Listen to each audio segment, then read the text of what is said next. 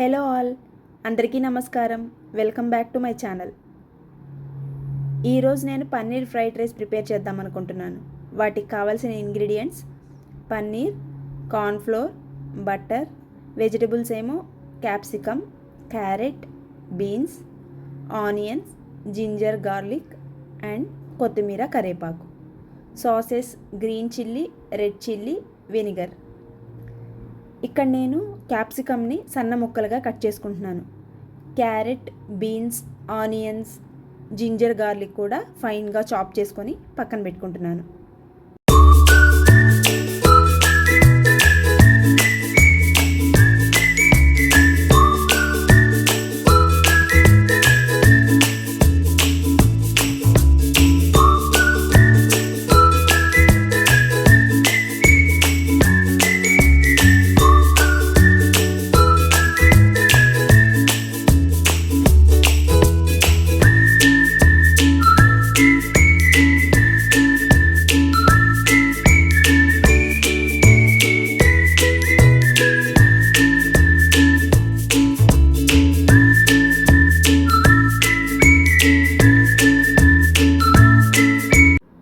ఇప్పుడు పన్నీర్ని కట్ చేస్తున్నానండి. వీటిని కూడా చిన్న చిన్న ముక్కలుగా కట్ చేసుకొని పక్కన పెట్టుకోవాలి.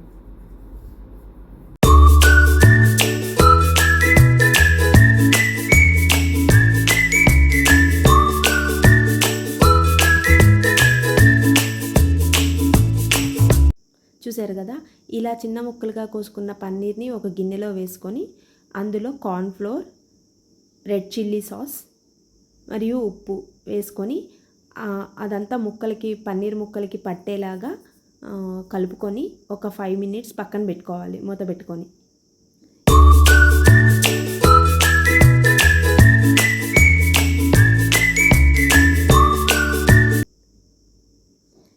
ఇప్పుడు ప్యాన్ పెట్టి ప్యాన్లో బటర్ వేసుకుంటున్నాను.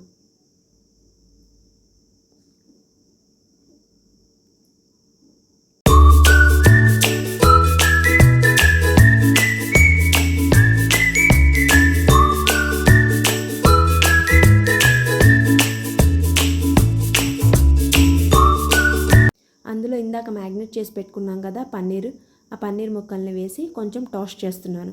ఇవి ఎక్కువసేపు ఏం టాస్ట్ చేయని అవసరం లేదు. మాకు పన్నీర్ కొంచెం మెత్తగా ఉంటేనే బాగుంటుంది.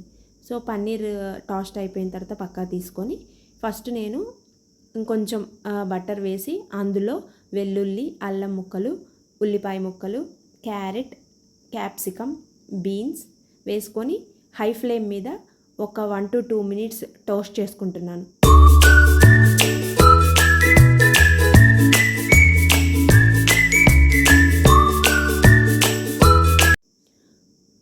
సోయా సాస్ అండ్ కొంచెం గ్రీన్ చిల్లీ వేసుకొని మళ్ళీ 2 minutes టాస్ట్ చేస్తున్నాను. ఇదే మిశ్రమంలో పన్నీర్ ముక్కల్ని కూడా వేసి హై ఫ్లేమ్ మీద 1 minute చాలండి. ఇందాక ఆల్రెడీ పన్నీర్ని టాస్ట్ చేసుకున్నాం కదా, సరిపోతుంది. ఇప్పుడు రైస్ నేను విడిగా ఉడకబెట్టుకున్నాను. ఇది బాస్మతి రైస్ కాదండి, నార్మల్ రైస్ని ఉడకబెట్టుకొని ఆ రైస్ని కూడా ఇందులోకి ట్రాన్స్ఫర్ చేస్తున్నాను. ఇప్పుడు మొత్తం కలిసేలాగా రైస్లో కలిసేలాగా కలుపుకోవడమేనండి. ఎంతో టేస్ట్ అయిన పన్నీర్ ఫ్రైడ్ రైస్ జస్ట్ 5 minutesలో రెడీ.